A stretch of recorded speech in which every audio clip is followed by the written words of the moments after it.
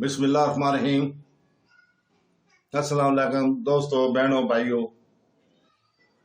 سورہ المائدہ کی آیت نمبر 38 کی تفسیر پیش کر رہے ہوں۔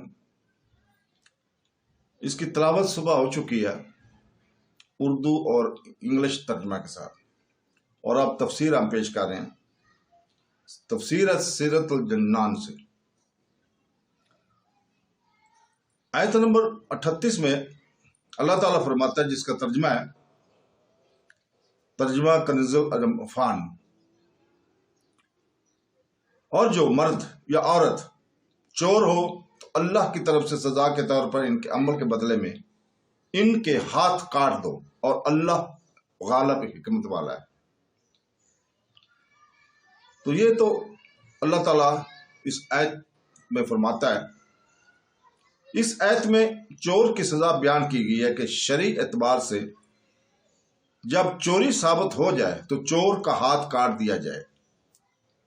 چوری گناہ کبیرہ ہے اور چور کے لیے شریعت میں سخت وعیدیں ہیں۔ چنانچہ حضرت ابو ہریرہ رضی اللہ تعالیٰ سے روایت ہے کہ سرکار دو عالم صلی اللہ علیہ وسلم نے ارشاد فرمایا، چور چوری کرتے وقت مومن نہیں رہتا۔ انہی سے روایت ہے حضور اکرم صلی اللہ علیہ وسلم نے ارشاد فرمایا، اگر اس نے ایسا کیا یعنی چوری کی تو بے شک اس نے اسلام کا پٹا اپنی گردن سے اتار دیا، پھر اگر اس نے توبہ کی تو اللہ تعالیٰ اس کی توبہ قبول فرمائے گا۔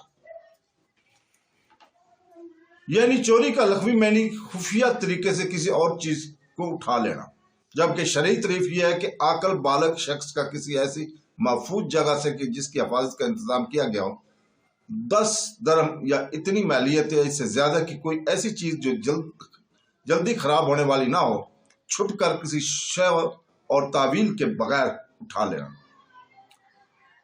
چوری سے متعلق 2 شرعی مسائل ہیں۔ نمبر 1، چوری کے ثبوت کے 2 طریقے ہیں۔ چور خود اقرار کر لے اگرچہ ایک بار ہی ہو۔ نمبر 2 مرد گواہی دیں، اگر ایک مرد اور 2 عورتوں نے گواہی دی تو ہاتھ نہیں کاٹا جائے گا۔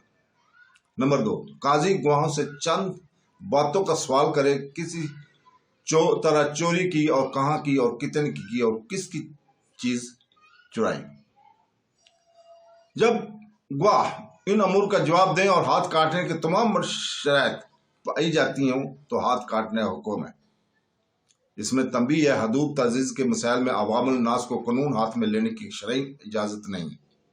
چوری کے مسائل کی تفصیلات معمولات کے لیے بہار شریعت حصہ 9 کا بھی مطالعہ آپ کر سکتے ہیں۔ تو دوستو، اس کے ساتھ ہی آج کی تفسیر ختم ہوتی ہے۔ اللہ حافظ۔